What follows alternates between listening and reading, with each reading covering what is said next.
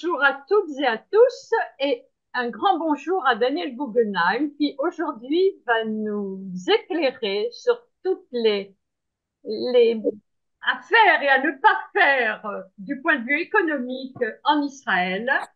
Daniel était déjà passé dans notre atelier il y a 2 mois et aujourd'hui, Daniel Bokartov. Bonjour, oui, bonjour, Boker Tov. Alors Bonjour. Daniel, nous allons commencer peut-être avec Israël qui prépare son autonomie alimentaire. Oui, avant justement, quand vous dites que de parler des conseils économiques, je voulais parler de quelque chose qui me semble très important et dont la presse n'a pas vraiment fait écho en Israël, mais qui montre qu'Israël maintenant, malgré la guerre, prépare son avenir. De quoi il s'agit? Comme on parle que Netanyahou a dit récemment qu'Israël prépare des plans pour être indépendant point de vue armement, de la même façon, le ministère de l'Agriculture prépare un plan qui doit permettre à Israël d'être indépendant point de vue alimentaire. On a vu ce qui s'est passé avec la guerre avec l'Ukraine, comment ça peut entraîner des problèmes d'approvisionnement et d'autres problèmes qu'il y a eu maintenant, même dans la guerre en Israël. Et donc, il y a un plan qui est préparé. C'est un plan qui s'étendra jusqu'à 2050 et qui a des étapes intermédiaires en 2030 et 2040 pour voir si les objectifs seront atteints. Il y a un comité ministériel, interministériel des principaux ministres qui sont concernés par ce projet, que ce soit l'agriculture, bien entendu, l'écologie, même l'habitation, etc., qui doivent, dans les 6 mois, présenter au gouvernement un plan détaillé pour qu'il soit approuvé. Et même dans les prochains jours, ils vont donner les grandes lignes. Et il y a 4 objectifs dans ce plan. Il y a la régularité de l'approvisionnement, sa qualité, le fait que ça soit accessible point de vue prix et que aussi, bien entendu, ce qui se passe en ce moment, point de vue environnemental, à cause de la crise de réchauffement climatique. Si on regarde maintenant à l'heure actuelle, la plupart des produits frais, je parle des légumes et des fruits, sont consommés en Israël par une production locale. Mais si on va plus loin, c'est-à-dire dans les produits qui sont surtout préparés, on appelle ça des calories, 60% c'est par l'importation. Or, il y a une grande concentration mondiale des producteurs de produits agricoles. Par exemple, en maïs, il y a 4 pays qui font 80% du maïs. Et dernier exemple, l'huile d'olive, qui faisait 50% de la production d'huile d'olive, il y a eu un problème et de ce fait, justement à cause du réchauffement climatique, 50% de sa production a baissé. Et Israël a été concerné aussi par ça, parce qu'il y avait une politique qui était mauvaise avant, due par le ministère des Finances, d'enlever les oliviers en Israël, de ne pas permettre aux agriculteurs de produire assez d'huile d'olive. Et maintenant, dans une situation où en Israël, le litre qui est vendu, ici l'israélien, il a augmenté même de 30 à 40% le litre. Et quand il vient de l'étranger, souvent, ce n'est pas la même qualité. Et souvent, c'est mélangé avec de l'huile que c'est tout sauf de l'huile d'olive. On parle même de l'huile qui est utilisée pour les voitures. Donc, c'est important de montrer que malgré tout ce qui se passe, il y a des gens derrière qui préparent Israël pour les prochaines années sur quelque chose qui est très, très important, l'autonomie alimentaire. Mais alors, Daniel, on entend toujours dire que l'économie israélienne est entre les mains de 10 grosses familles. Est-ce que ça sera toujours identique ou est-ce que l'État aura la mainmise sur ces 10 grosses familles qui se partagent un petit peu le gâteau? Là, vous posez un autre problème, qui est un problème général, pas de l'agriculture, de la production en Israël, de la concentration, de l'oligopole, la façon dont Israël d'ailleurs a été créé par une aide très importante de certains industriels, par le fait qu'il y a eu à un moment donné les syndicats qui étaient très actifs, fait qu'on a eu ce problème. En fait, si on remarque, sauf vraiment dans le système bancaire, dans beaucoup de sociétés et d'autres choses, surtout dans la technologie, il y a une très grande démocratisation. Donc, à mon avis, ça sera quelque chose, un rythme, il y aura un changement même à ce niveau-là, mais ça sera assez long et sur une longue période. Alors maintenant, euh, j'aimerais bien qu'on aborde le problème des investisseurs parce qu'en fait, au niveau de la haute technologie, on a l'impression qu'ils reviennent. Tout à fait. C'est très important parce que qu'est-ce qu'on n'a pas dit sur Israël, sur le fait que la guerre fait qu'il n'y aura pas d'investissement dans la technologie, qui a suivi une année très très dure, une année où il y a eu la réforme, soi-disant la réforme juridique qui a fait que beaucoup d'investisseurs, on disait en tout cas, investissaient moins en Israël dans nos technologies. Et là, on a des chiffres pour le premier trimestre 2024 très impressionnants. D'abord, depuis 2022 jusqu'à justement le premier trimestre, il y avait moins de collecte de fonds. Et pour la première fois, il y a plus de collecte de fonds que la période précédente. Ça veut dire que justement, il y a un regain des investisseurs en Israël sur la haute technologie. Il y a 10% en plus au premier trimestre par rapport au quatrième trimestre 2023 de fonds qui ont été collectés dans la haute technologie. Et par exemple, il s'agit de 1,6 milliard de dollars qui a été collecté pour 105 collectes. Et d'ailleurs, si on regarde au point de vue déjà aussi depuis la guerre, on voit que depuis le début de la guerre, il y a eu 3,7 milliards de dollars d'entreprises qui ont réussi à se vendre à l'extérieur, ce qu'on appelle exit, qui est très très impressionnant. Ça montre l'importance de la haute technologie en Israël. Il y a eu 20 nouveaux fonds étrangers qui veulent investir en Israël. C'est même peut-être une partie des fonds en Israël, mais en tout cas surtout étrangers, qui veulent investir en Israël pour une somme de 1,7 milliard de dollars. Et ça, je le dis uniquement depuis le début de la guerre, ce qui montre qu'il y a toujours un attrait dans la haute technologie en Israël. Il y a toutes les semaines, on entend que des entreprises collectent 100 millions de dollars, donc c'est très important. Et on a eu, par exemple, deux choses cette semaine. On a eu l'annonce que Mobileye a terminé son grand projet en Israël, qui va être le siège mondial pour elle de la conduite autonome dans l'automobile. C'était un projet qui a été mené sur 7 ans, où il y a un très très grand complexe industriel de dizaines de milliers de mètres carrés et qui va faire que justement Mobileye va encore plus s'implanter en Israël. Tout cela montre, comme je l'ai dit, le redressement de la haute technologie en Israël. Alors, Daniel, si vous permettez, on va aborder maintenant les conseils bancaires. Vous savez que les francophones sont un peu paumés en Israël avec les banques. J'avoue que les conseils de Daniel Guggenheim valent leur pesant d'or. Alors, avant tout, j'apprécie énormément votre conseil qui est de vérifier tous les jours son relevé bancaire. Maintenant, les conseils bancaires que vous êtes amenés à donner aux francophones, et pas que, par exemple, les virements bancaires.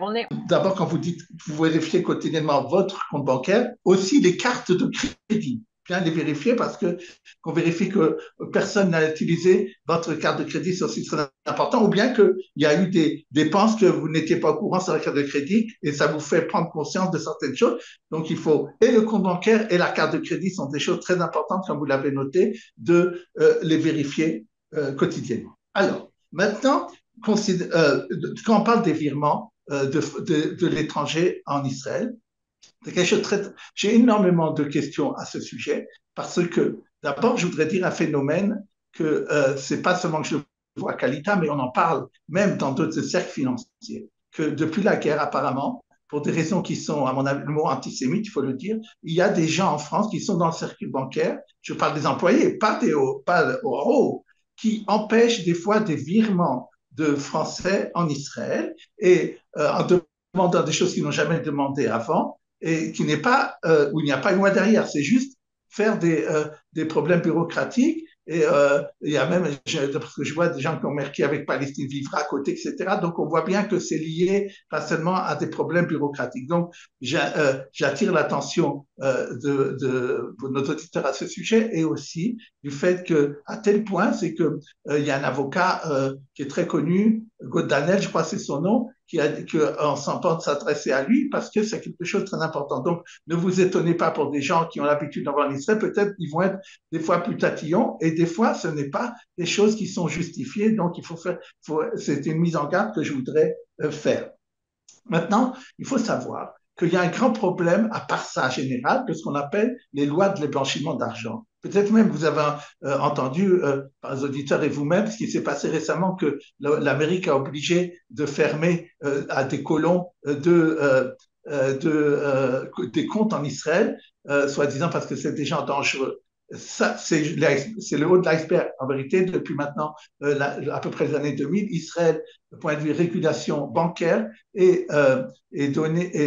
extrêmement surveillé pour tout ce qui est donc les virements bancaires. Et en France et en Israël, dans les deux cas, lorsque quelqu'un veut faire virer des grandes sommes, il faut vraiment qu'il monte patte blanche. Et il faut le savoir d'ailleurs que si on est encore en France, on est immédiatement signalé à l'administration fiscale comme quoi on a un compte à l'étranger parce qu'ils n'ouvriront pas un compte à quelqu'un qui savent qu'il est en France, qu'il est fiscalement français, s'il ne lui donne pas son numéro de sécurité sociale, qui permet immédiatement au fisc de savoir qu'il a,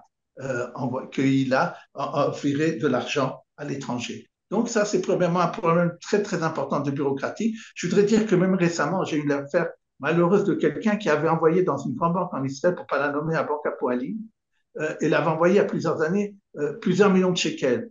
Et tout d'un coup, elle a dit, elle voulait s'acheter un appartement. Pourquoi pas? Son argent était là depuis plusieurs années. Et la banque en Israël lui a dit, justifie que l'argent que vous nous envoyez il y a 4-5 ans était cachère. Mais elle a dit, vous m'avez rien demandé à l'époque. Et à cause de ça, elle n'a pas pu acheter immédiatement sa maison, elle a dû résilier le contrat et elle a dû faire tout ce que la banque lui a demandé, plein de choses bureaucratiques. Et ce n'est pas normal que, parce que la banque à l'époque n'a pas fait son devoir, qu'elle empêche maintenant un client de pouvoir acheter normalement son appartement. Et ça s'est résolu vraiment à la dernière minute. Enfin, ils ont cédé parce qu'elle a encore apporté des papiers, mais je mets en garde aussi ça, que même si vous n'avez pas eu des problèmes à l'époque, ça peut arriver que vous en ayez après. Donc ça, c'est un problème. Dernier problème qui existe aussi dans les virements, c'est un problème de coût. Parce que, bien entendu, la banque en France va prendre, c'est aussi sa part lorsqu'elle envoie des euros, mais ou bien on peut envoyer aussi en shekel, mais de toute façon, il y a aussi également là-dessus des commissions. Lorsque on reçoit l'argent en Israël, la banque immédiatement perçoit une certaine commission en disant ça lui donne du travail de vérifier que l'argent est arrivé, je ne sais pas exactement. Et à part ça, quand il faudra euh, transformer ces euros en shekels, la banque se prendra encore plusieurs commissions. D'abord une commission fixe de change, plus une commission variable, ça dépend de la somme, plus en plus de ça, le taux sur lequel la banque fait son change est moins bon que le taux officiel, à peu près 1%. Donc, il faut compter tout ce que je vous dis, à part les nerfs dont j'ai parlé dans la première partie, un coût de 1,5 à 2%. Donc, c'est assez important, surtout quand ce sont des grosses sommes, immédiatement voir qu'on a été grugé de 1,5 à 2%. C'est pour ça que moi, je conseille, dans le cas où cet argent, il est fait pour ne pas être immédiatement utilisé, pas dans une banque, mais pour l'épargne. Alors, même si on est en France, il faut savoir qu'il y a une possibilité d'épargner par un instrument qui s'appelle la police d'épargne, qui est en Israël vendu par les assureurs, qui ressemble à ce qu'en France on appelle l'assurance vie, c'est-à-dire c'est un produit de capitalisation et donc on bénéficie des bénéfices, il y a des circuits d'épargne et l'intérêt c'est qu'il n'y a aucune commission, c'est le change est fait au change officiel et en plus de cela, il y a plus de problème, il y a presque pas de problème bureaucratique parce que la législation concernant ces produits-là, à point de vue de blanchiment d'argent, est beaucoup moins importante. Et, et donc, c'est aussi beaucoup plus facile. Le travail est fait par l'assureur. La personne n'a pas grand-chose à faire sauf à donner l'ordre de virement. Des fois, les assureurs appellent même la France pour expliquer le faire.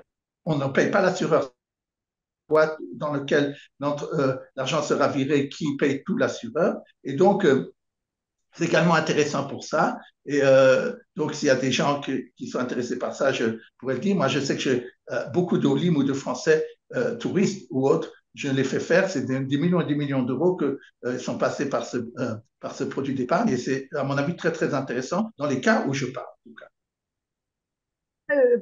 Petite précision pour tous les franco-israéliens qui nous écoutent. La loi a changé en 2019. La déclaration des comptes doit être faite régulièrement chaque année. Vous parlez en Israël? Non, en France.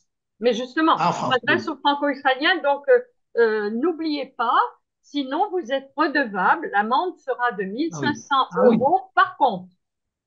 Alors qu'on est Oui. censé l'avoir déclaré une fois. Bon, d'accord, je le précise. Alors, maintenant, Daniel, les banques israéliennes quand vous déposez de l'argent, vous déposez 1 million de shekels, elles Oui, en profitent pour placer cet argent. Elles font travailler cet argent. Qu'est-ce que ça rapporte oui. en Israël aux clients? Par le système bancaire, il y Oui, a, si on accepte de bloquer son argent, même en euros ou en shekels, on recevra un taux d'intérêt. On recevra des intérêts, comme en France, sur un compte à terme. mais est-ce qu'il faut le Maintenant, demander parce que ça ne figure jamais sur les relevés, dans le ah, concret?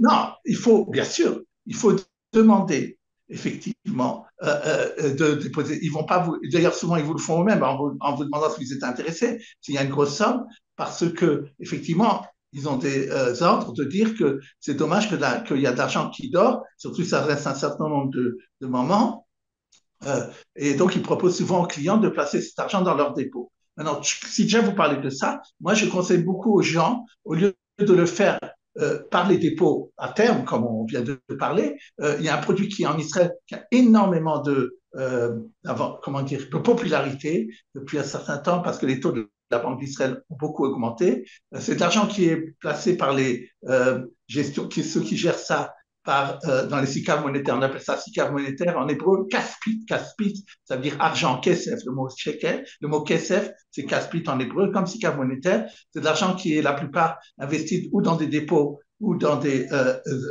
emprunts de la Banque d'Israël, donc de l'argent très très sûr, très peu de volatilité, et il rapporte un peu plus, ou en tout cas au moins autant que de l'argent qui est bloqué 1 an par les banques. Et donc, c'est très important au point de vue de la liquidité du produit. Et bien entendu, il a aussi des avantages fiscaux. Si vous parlez maintenant, point de vue de ce que les banques font sur les comptes, je voudrais dire la chose suivante parce que j'ai eu plusieurs cas comme ça. Il faut savoir que si en Israël, sur votre compte, il n'y a pas de mouvement pendant 1 an, la banque peut placer sans vous le demander cet argent-là. De quoi il s'agit? C'est une ordre de la Banque d'Israël pour ne pas, soi-disant, léser le client. Maintenant, bien sûr, la banque d'abord va envoyer une lettre, mais elle ne va pas s'assurer obligatoirement que l'épargnant a reçu, que le détenteur du compte a reçu la lettre, en lui disant, voilà, tu as tant et tant, tu n'as pas fait de choses là-dessus, sache-le, et sinon, nous, on placera ton argent. Dans quoi il place là, cet argent-là? Dans des obligations d'État qui sont indexées à l'inflation. Maintenant, le problème est que comme les taux ont monté à un certain moment, les gens il y avait des gens qui sont adressés à moi qui ont dit, moi j'ai mis de l'argent dans la banque. Simplement, je voulais que ça reste. Même pas le faire travailler. Je voulais avoir tout d'un coup de l'argent si j'ai besoin. Et la banque, sans ma permission, a pris cet argent, l'a mis dans des obligations d'État et a pris des commissions parce que ça coûte de l'argent. Et moi, maintenant, je vois que j'ai perdu 6% dessus parce que les obligations d'État en Israël, même indexées à un moment donné, ont perdu beaucoup. Et s'ils sont à long terme, en plus, ils perdent encore plus. Et ils m'ont dit, regardez, j'ai perdu déjà 5-6%. Et c'est un véritable scandale, à mon avis, comment dire, de faire des manipulations avec la Banque d'Israël le dit de le faire sans être sûr que le client le veuille. Mais il n'y a rien à faire contre ça, c'est la législation en Israël.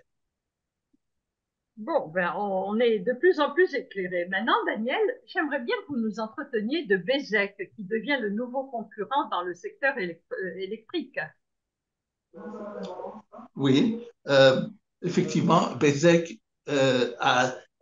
comment dire, va également aller dans le système, comme vous dites, dans le système électrique, va pouvoir vendre aux particuliers, va le faire dans plusieurs mois, de l'électricité aux particuliers, aux entreprises. D'ailleurs, jusqu'à maintenant, ça pouvait être fait que par ceux des gens qui avaient des compteurs intelligents.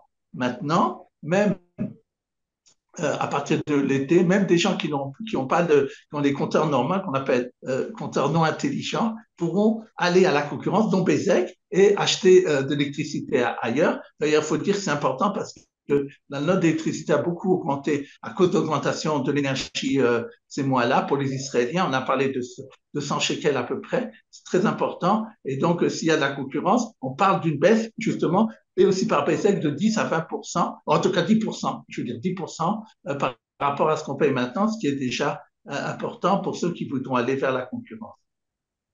Comment peut-on lire, Daniel, que la richesse des Israéliens depuis 5 ans a été multipliée, depuis 20 ans a été multipliée par 5, alors qu'en fait, dans la vie de tous les jours, on est confronté à de plus en plus de familles qui sont dans le besoin.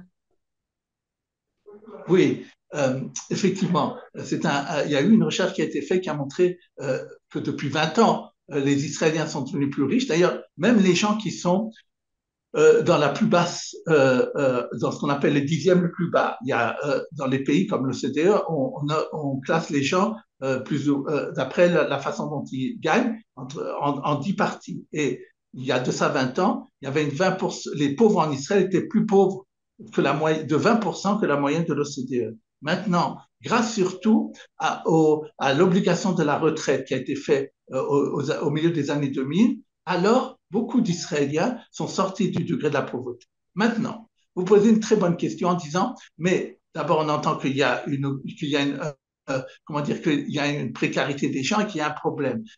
C'est vrai, ce qu'on dit souvent, le ressenti, c'est d'abord que l'inflation des produits de consommation est plus importante que l'inflation réelle, ce qui fait que les gens ont l'impression d'avoir moins d'argent pour consommer que ce qu'ils ont fait avant, bien que l'inflation reste maintenant en Israël entre 2,5 et 3%. Quand on dit que le mécénat est important en Israël, quelle est l'incidence du mécénat sur la vie des Israéliens?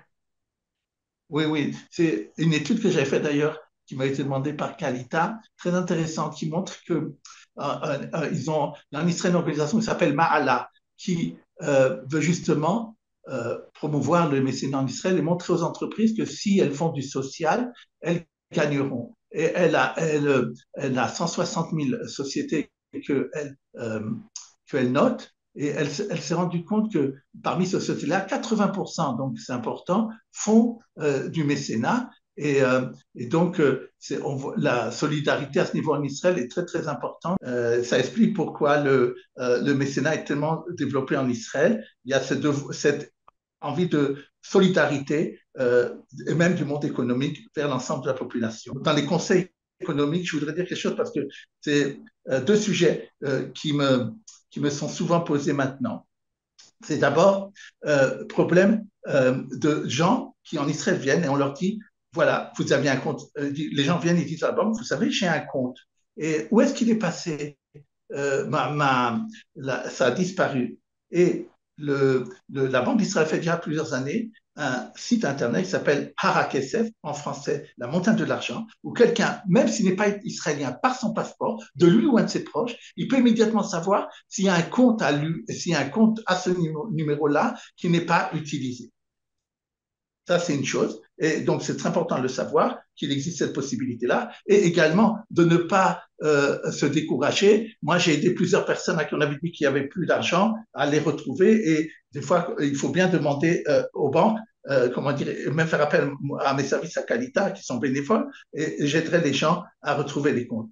Une autre chose que récemment on m'a fait également beaucoup parlé, c'est les problèmes de notation. En Israël, les Israéliens sont notés, comme j'avais dit, depuis l'année 2019, mais on remarque qu'en ce moment, il y a beaucoup d'erreurs qui sont faites. D'abord par le système lui-même, qui des fois ne prend pas en cause de ce qui s'est passé, des erreurs historiques. Donc, si quelqu'un tout d'un coup se voit refuser un prêt, il peut demander gratuitement à voir sa notation à la Banque d'Israël. Il y a un site qui est pour ça et voir si sa note est justifiée ou pas. Il peut faire un recours également. Et il faut savoir enfin à ce sujet des prêts qu'il y a Hogan, qui est une association, on a parlé de Sénat, elle c'est une sorte de prêt qui fait des prêts, une association qui fait des prêts à but non lucratif. Souvent, d'ailleurs, ils amènent de l'argent de l'étranger. C'est arrivé pour la guerre. Ils ont fait ça. Ils ont appelé ça Hogan Spark. Et avec ça, ils permettent aux gens qui sont ici, que ce soit des gens Milouim, que ce soit des gens qui sont indépendants, de pouvoir emprunter à des taux bien, des fois d'ailleurs nuls, ou en tout cas beaucoup moins chers que ce qu'ils ont dans le secteur bancaire. Alors, Daniel, je sais que vous devez rentrer en studio pour Kalita Oui. très prochainement. Or, on avait prévu une deuxième session s'il y avait des questions. Si vous permettez, je vais simplement demander au présent s'il y a déjà des questions. Vous pouvez ouvrir vos micros. Vous m'entendez? Pensez à ouvrir vos micros. Et si vous avez des questions, quitte à ce que Daniel ne réponde que plus tard sur la page santé, bien-être, culture et innovation, euh, allez-y, posez vos questions de manière assez rapide et concise, s'il vous plaît. Avez-vous des questions? Vas-y, Eva. Oui, moi j'ai une question par rapport à la sécurité alimentaire. Je fais beaucoup de bénévolat dans les champs et dans l'agriculture et je me rends compte à quel point les agriculteurs sont désespérés. Là, ils perdent euh, leur récolte de fraises, il n'y a plus de travailleurs. Comment on peut être optimiste par rapport à ça? Quel est l'espoir qu'on peut avoir? D'abord, quand On vous aura dites, oui, suffisamment de fruits et de légumes dans notre petit pays. oui. D'abord, Eva, quand vous dites, j'ai entendu beaucoup de volontariat d'ailleurs, Oui, de toutes ces sortes des âges, il y a eu énormément d'aide. Ce qu'ils font maintenant, ils essayent de faire venir beaucoup de gens de l'étranger. En Inde, il y a beaucoup de pertes de population et donc, en tout cas, vous parlez d'une période de la guerre. De toute façon, on espère que cette période est intermédiaire. On parle de plusieurs mois encore, mais même on voit maintenant les choses reviennent un peu en ordre, comme par exemple l'aviation, etc. Je veux dire, ça faut un peu d'optimisme. Ça veut dire que dans le sens que c'est pas, vous me posez une question sur, moi je vous parle de choses qui, justement qui se parlent à moyen terme. Il faut bien faire la différence entre ce qu'on voit maintenant et des objectifs à moyen et à long terme qu'Israël doit se donner justement pour avoir l'indépendance alimentaire. Merci Daniel. Je dis avant tout merci à tous les participants. Je pense que nous n'allons pas ouvrir la deuxième session car Daniel doit rentrer impérativement au studio pour Kalita. Mais je vous invite à poser vos questions sur le mail qui figure sur la page Santé, bien-être, culture et innovation. Et Daniel Guggenheim se fera un plaisir d'y répondre et je les publierai sur la page. OK, Avec plaisir. Daniel? Au revoir, merci. Enfin, Merci, merci. Daniel. Quant à moi, Au je vous revoir. dis à toutes et à tous merci et à la semaine prochaine.